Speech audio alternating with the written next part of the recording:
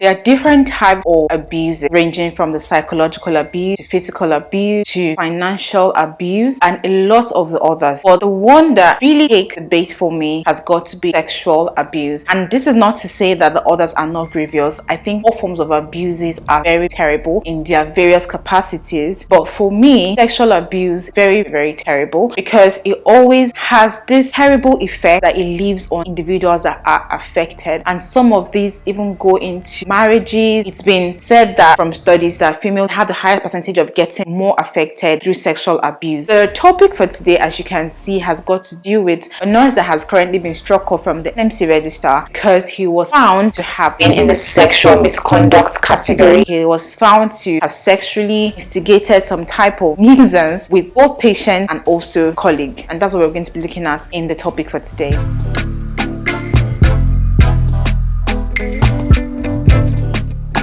So what did this nurse do exactly? For the sake of this video, we're going to be using patient A and colleague A. This nurse in question stuck up a note beside a patient's bed, and what was in this note? His phone number. And aside from that, this person also sent sexually enticed messages to a colleague while she was on her leave. It was said that as at January 2020, that was when this whole thing started, this guy put his phone number in a piece of paper and put it beside the patient's bed. But apparently, I don't know if the patient saw it and acted like she didn't see it or just didn't see it at all. It might have fallen, it could have gotten swept off, or whatever could have happened to it. But apparently this nurse came back again after some time and was asking her if she didn't see the number that he wrote. He was like, he has been expecting a call, he hasn't gotten a call, what's the problem? The patient at that point felt it was kind of weird. She thought it was like really inappropriate, because I think I would find it inappropriate if someone taking care of me just walked up to me and is like, I sent you my number, you have not called me, why haven't you called me? Like, why would I be calling you in the first place, you know? So I think that was the point that this patient thought it was really weird and probably took it up as well. Now, aside from that, this nurse, even when this patient got transferred to another ward, this guy kept going to visit this patient. Now, I know it's not unusual to like want to check up on your patient, because this whole profession, this nursing, is way more than just the medical aspect, just caring for the patient, just, you know, giving drugs and all. Sometimes you build this relationship with the patient, which you should actually, but it should be a healthy relationship and it should not exceed the walls of the hospital or that place where you're caring for the patient, whether it's a care home, the hospital setting, or any other part. Wherever that care ends is where your relationship with the patient should actually end. That is how to keep it professional. You're supposed to be a professional 24/7. So it's not unheard of that you want to actually check up on the patient that, you know, you've been taking care of. You know, it could have been a very long-term thing and you just felt like, okay, let me know how my patient is doing, if they are actually improving health-wise. I don't think there's anything wrong with that. This guy, on more than one occasion, went to visit this patient. According to the patient, she said he didn't feel weird at the time because he would also talk about another patient and tell her that, oh, this patient is doing well, probably a patient that they both knew together, maybe like the same ward that she was in before, you know, just, oh, this patient is doing well. She didn't think it was weird, not until when he started asking and saying, you didn't call me, I gave you my number, why haven't you called me? That was when she started feeling very weird about the whole situation. And to make matters worse, when this guy was leaving, he wrote his number again on another piece of paper and gave to this patient again. Like, what is wrong with you, guy? Like, what is your problem? Why would you be giving the patient your number to call you? When you're talking to your patient on the ward, they could ask you anything, and you know, sometimes you just have to be nice, but don't be too over nice. I've had patients ask, oh, do you live locally? It's a question that they ask randomly. Many people always ask you that question and you're like, oh yes, and he's like, okay, that's fine, that's cool, that's beautiful. If you're ever looking for a place outside the hospital, I have friends that stay in the area of the hospital and I can, you know, link you up, I can give you their contact, this, that. And I just kept saying okay, okay,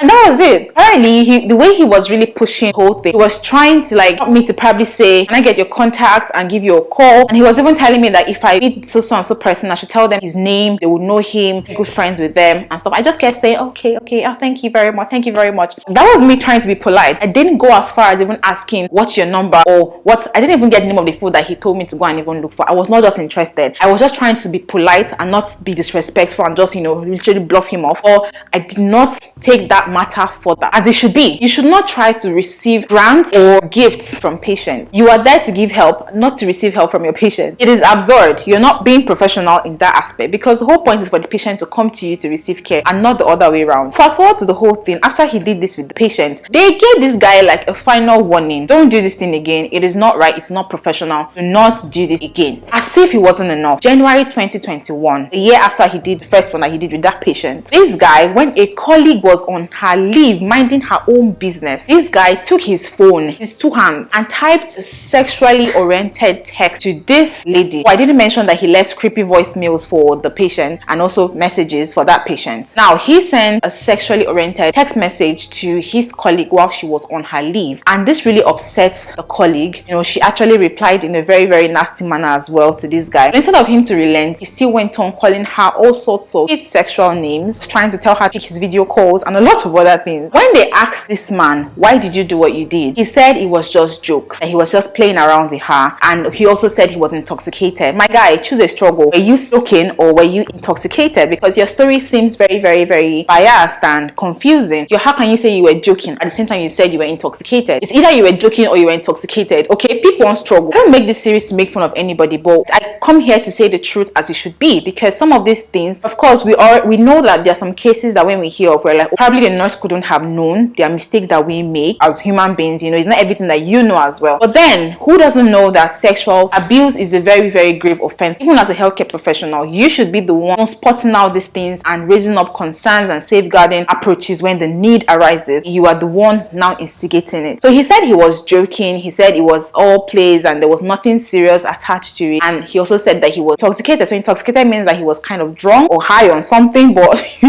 was intoxicated. He was probably drunk. That was why he sent that. So when this colleague, maybe when she returned or maybe even while she was still on leave, she contacted the matron of her ward and reported. Now apparently, because when you work with someone for a very long time, sometimes when things happen like this, you are unable to really speak up. Now I think this should serve as a moral to people, because there are probably people that are going through these things at their various workplaces because they feel like maybe this person is at a higher position than them, or they feel like, oh, I've worked with this person for a very long time. I think I've built some form of cordial relationship with this person. Now that they are bringing up this weird attitude, I don't know how to address it. Maybe I should just keep quiet and just keep feeling uncomfortable. Honestly, if anything in your workplace makes you feel very uncomfortable, from a colleague, from a senior colleague, from the topmost colleague, make sure you report it to someone. There will be someone that you can report this thing to that's probably on the same level as this person that is making you uncomfortable, or the right channels for you to even report problems to. Every organization always has something like that. And if you report and nothing is done, go to a higher authority. Keep reporting until someone actually does the right thing, because you deserve to be comfortable at your workplace and in every other place that you are, that you have access to, be it your home, your church, your workplace, even in public space. You deserve a right to be very, very comfortable in whatever space that you are. And if you're not, you have the right to take appropriate actions. This guy was reported to the NMC and they had a panel as at December 5th and December 9th. Apparently, they had to go through a lot of things. They checked his records. He has been working as a clinical practitioner, you would not believe, over 20 years, and he hasn't had any prior problems or reports given. According to the NMC, they felt like they're not going to gain that confidence that they have the public if they don't do anything to this guy. And I think that was a very, very valid point, because anybody hears that this person actually harassed the patient, sending creepy voicemails, and as much as giving his number to the patient to call him, sending creepy text messages as well, and still going ahead even after being warned severally to still harass a colleague sexually through text messages and intimidating her for video calls and a lot of other things. It shows that there is no limit as to what he can do and what he cannot do. If he's doing all this in physical eyes, maybe who knows what he's doing behind closed doors as well. I think it was a very good decision. He's not fit to practice in the health sector, because something that you should fight against is what you are seriously instigating, and that is totally wrong. So please, wherever you are, if you are watching this and maybe you know someone that does this and you think that you can't report the person because the person is in a top position, let me tell you now that somehow you're actually liable. You are liable as well, because you are aware and you're not reporting. It doesn't matter if this person is your topmost senior at work. If they're doing something wrong, you should always escalate it to the right and appropriate people. That's what I'm going to say about this one. And if somehow you come across this video and you are doing something similar, God is watching you, and one day you will be exposed. You will be let out the bag. There are cases I've heard of healthcare professionals that were harassing patients sexually, patients that were unconscious, doing all sorts of things to their bodies. As